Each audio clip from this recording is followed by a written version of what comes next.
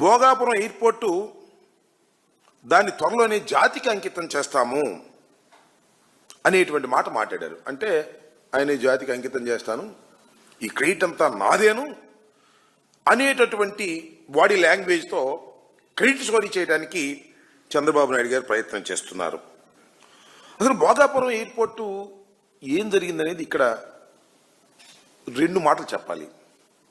చంద్రబాబు నాయుడు గారు భోగాపురం ఎయిర్పోర్టుకి 15,000 ఎకరాలు కావాలన్నాడు భూదోపిడీ చేయడానికి. 15,000 ఎకరాలు, 1000 కాదు, 2,000 కాదు, 3,000 కాదు, 5,000 కాదు, 15,000 ఎకరాలు కావాలంటే ప్రజలు తిరగబడ్డారు, ఉద్యమాలు చేయటం మొదలెట్టారు. 5,000 ధరన్నాడు మన తర్వాత తగ్గొచ్చి. మేము వారితో గొంతు కలిపాం. వైఎస్ఆర్ కాంగ్రెస్ పార్టీ అప్పుడు అవసరం లేదంతా అని చెప్పాం. సొల్లు పురాణం కాదు, చంద్రబాబు నాయుడు గారు చెప్తున్నట్టుగా సొల్లు పురాణం లెక్కలు లేకుండా కాదు, సోషియో ఎకనామిక్స్ సర్వే ద్వారా వెలువడినటువంటి వాస్తవాలను మీ ముందు పెట్టేటటువంటి ప్రయత్నం చేస్తున్నాం. ఇవాళ రాష్ట్రంలో చంద్రబాబు నాయుడు గారు చెప్పారు, అసలు మా ప్రభుత్వం వస్తే కరెంటు ఛార్జీలు పెరగవు, మా ప్రభుత్వం వస్తే అధికంగా భారాలు పెరగవు అని చెప్పినటువంటి చంద్రబాబు నాయుడు గారు ఇవాళ బాధుడే బాధుడు. 18 నెలల్లో కరెంటు ఛార్జీల రూపంలో 20,135 కోట్ల రూపాయలు ఇవాళ ప్రజల మీద భారం వేసే పరిస్థితి చేస్తున్నారు. రిజిస్ట్రేషన్ ఛార్జీలు 50% పెంచేటువంటి ప్రయత్నం చేస్తున్నారు. రాష్ట్రంలో త్రాగునీటి మీద ఛార్జీలు వేసి దోచుకునేటువంటి కార్యక్రమం చేస్తున్నారు. ఈ విధంగా రాష్ట్రంలో సామాన్యుడి మీద విపరీతమైన భారాన్ని కేవలం 18 మాసాల్లో చంద్రబాబు నాయుడు గారి ప్రభుత్వం ఈ విధంగా భారాన్ని మోపుతున్నటువంటి సందర్భాన్ని కూడా ఇక్కడ నేను మీకు గుర్తు చేస్తాను. ఇంకా వీటిలో చాలా హెచ్ఓడీల విషయంలో చాలా గొప్పలు చెప్పుకునేటువంటి ప్రయత్నం చేశారు. సరే, వాళ్ళేమో ఆయన దగ్గర పనిచేసేవాళ్ళు, ఏ ప్రభుత్వం ఉంటే ఆ దగ్గర పనిచేసేవాళ్ళు కాబట్టి గంగిరెద్దులు ఊపినట్టుగా డూడీ బొసంలాగా ఊపుతారు, అది వేరే అంశం. అంతేకాదు, ఎన్నికల హామీలను పరిపూర్ణంగా ఎక్కడా కూడా తీర్చలేదు. నెంబర్ 1.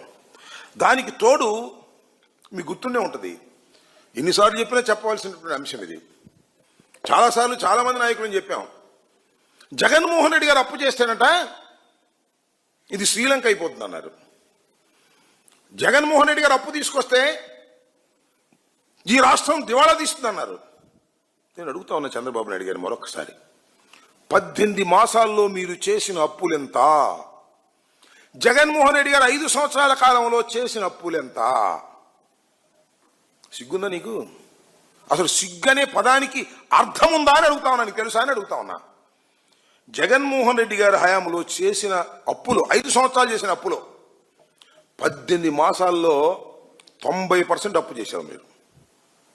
ఒక్క పథకం కూడా సక్రమంగా అమలు చేయటం లేదు, ఏ ఒక్క అభివృద్ధి కార్యక్రమాన్ని పూర్తిగా నిర్వహించడం లేదు. క్రెడిట్ కోసం మేము ఇక్కడ ఎవరు పోరాడట్లేదు. పని చేసేదానికి, ప్రజలకి పెద్ద ఎత్తున ఉద్యోగాలు, ఉపాధి కల్పించడానికి మేము అహర్నిశలు కష్టపడుతున్నాము. దయచేసి అది గుర్తుపెట్టుకోండి. ఇదే జగన్మోహన్ రెడ్డి గారు ఆనాడు ఏం చెప్పారు? ఎర్ర బస్సు రాని ఊరికి ఎయిర్పోర్ట్ అవసరమా అని చెప్పారా లేదా? వీడియో మీరు చూసారా లేదా? మళ్ళీ ఇప్పుడు ఆయన వచ్చి అన్ని మాటలు మాడితే ఎంతవరకు న్యాయం? నంబర్ 1. నంబర్ 2, ఆనాడు జిఎంఆర్ కి సుమారుగా 2,600 ఎకరాలు కూటమి ప్రభుత్వం అందజేసింది. నన్ను అడిగితే అది ఇంకా తక్కువ. ఒక్క హైదరాబాద్ ఎయిర్పోర్ట్ కి 5,000 ఎకరాలు ఇచ్చాం. ఆనాడు ఇదే పెద్ద మనుషులు ఏమన్నారంటే, హైదరాబాద్ ఎయిర్పోర్ట్ కి 5,000 ఎకరాలు అవసరమా, ఎయిర్పోర్ట్ కి 5,000 ఎకరాలు అవసరమా?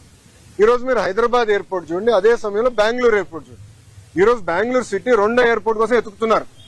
కానీ అదే హైదరాబాద్ రాబోయే 100 సంవత్సరాలు కూడా కావాల్సిన డెవలప్మెంట్ కి భూమి రెడీగా ఉంది. ఇదే టెర్మినల్ ఇంకొక మిర్రర్ కాపీ అటు పక్కన చేయొచ్చు. సో అలా ముందు చూపుతో ఒక విజన్ తో చంద్రబాబు నాయుడు గారు ఆనాడు చేశారు. జగన్మోహన్ రెడ్డి గారు అధికారంలోకి వచ్చిన తర్వాత జిఎంఆర్ కి ఇచ్చిన భూమి కూడా వెనక్కి తీసుకున్నాడు. సుమారుగా 600 ఎకరాలు వెనక్కి తీసుకున్నారు. కూటమి ప్రభుత్వం తిరిగి వచ్చిన తర్వాత ఆ భూమి మళ్ళీ జిఎంఆర్ కి తిరిగి ఇచ్చారు. ఎందుకు ఇచ్చారు మనం చెప్పాలి. కేవలం ఒక ఎయిర్పోర్ట్ లో ఫ్లైట్లు ల్యాండ్ అవుతాము, ప్యాసింజర్స్ దిగుతాం, ప్యాసింజర్స్ ఎక్కి వెళ్ళిపోతాం కాదు. లార్జర్ ఎకో సిస్టమ్ అనేది చాలా చాలా అవసరం. లార్జర్ ఎకో సిస్టమ్ అంటే MRO engine maintenance, under body maintenance, paint shop, ఇవన్నీ ఎకో సిస్టమ్ ఏర్పాటు చేస్తేనే పెద్ద ఎత్తున మన పిల్లలకి ఉద్యోగాలు, ఉపాధి కల్పించగలుగుతాం. ఆ లక్ష్యంతో ఆ భూమి కూడా తిరిగి వాళ్ళకి ఇచ్చి ఎంఆర్ఓ ఏర్పాటు చేస్తున్నాం. మొన్న నేను వచ్చాను, అశోక్ గజపతి రాజు గారి దయ వల్ల మానసాస్తో జిఎంఆర్ ఒప్పందం చేసి ఒక వరల్డ్ క్లాస్ ఏవియేషన్ యూనివర్సిటీ కూడా కడుతున్నాం. సో ఒక ఎకో సిస్టమ్ మొత్తం ఏర్పాటు చేస్తున్నాం. భయా క్రెడిట్ కావాలంటే వాళ్ళు తీసుకోమనండి, హ్యావ్ నో ఇష్యూ. దాంతో పాటు పీపీఎల్ రద్దు చేసామని క్రెడిట్ తీసుకోమనండి. అమర్ రాజని ఆంధ్ర రాష్ట్రం తరిమేసామని క్రెడిట్ తీసుకోమనండి. ఆనాడు అనేక కంపెనీల పైన లేబర్ అని, మన పొల్యూషన్ అని, అంతెందుకు మా అధ్యక్షులు వాళ్ళకి కమర్షియల్ కాంప్లెక్స్ అన్ని పర్మిషన్లు ఉన్నా కూడా పగలగొట్టారు కదా, ఆ క్రెడిట్ కూడా తీసుకోమని భయ్, నో ప్రాబ్లం.